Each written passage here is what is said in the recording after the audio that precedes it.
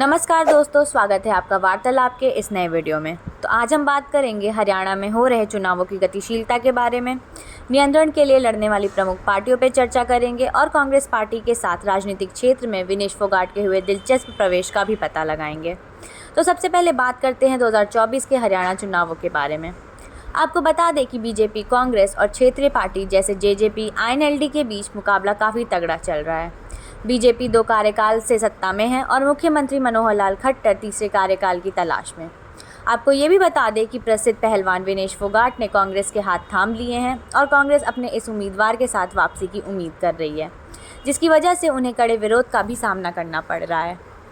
विनेश फोगाट जुलाना विधानसभा क्षेत्र से चुनाव लड़ रही हैं। राजनीति में उनके प्रवेश ने कांग्रेस की संभावनाओं को बढ़ावा दिया है, खासकर जुलाना जैसे जाट प्रबल क्षेत्र में।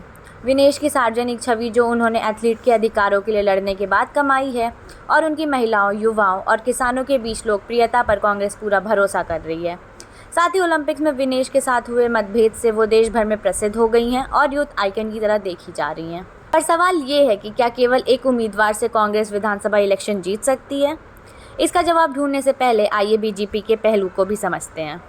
विनेश की उम्मीदवारी के कारण बीजेपी को दबाव का सामना करना पड़ रहा है, इसलिए बीजेपी का आईटी सेल विनेश की आलोचना करने का कोई भी मौका नहीं छोड़ रहा। बीजेपी उनकी उपलब्धियों को कम आंकने की कोशिश में भी लगी हुई है और उनकी राजनीतिक रुख पर लगातार सवाल उठा रही है।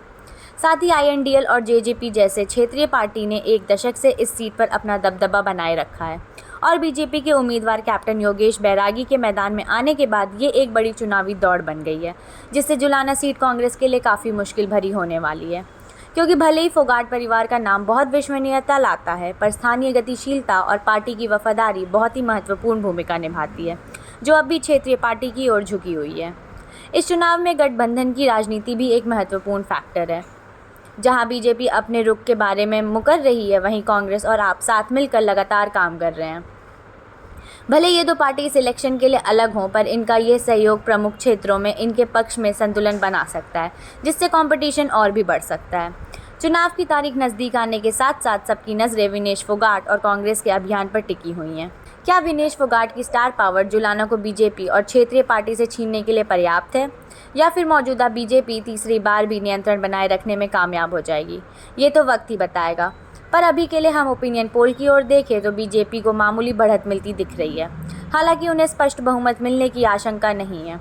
बीजेपी के नेतृत्व वाले गठबंधन को 37 से 42 सीट, कांग्रेस को 33 से 38 सीट, जेजेपी को 3 से 8 सीट और अन्य दलों को 7 से 12 सीट मिलने का अनुमान लगाया जा रहा है। इन सीटों के अनुमान से एक बात तो पक्की है कि हरियाणा की ये चुनाव एक कठिन लड़ाई होने वाली है। देखने के लिए धन्यवाद और कमेंट में अपने विचार ज़रूर बताएं कि आपको क्या लगता है, कौन इस बार हरियाणा चुनाव में अपना परचम लहराएगा।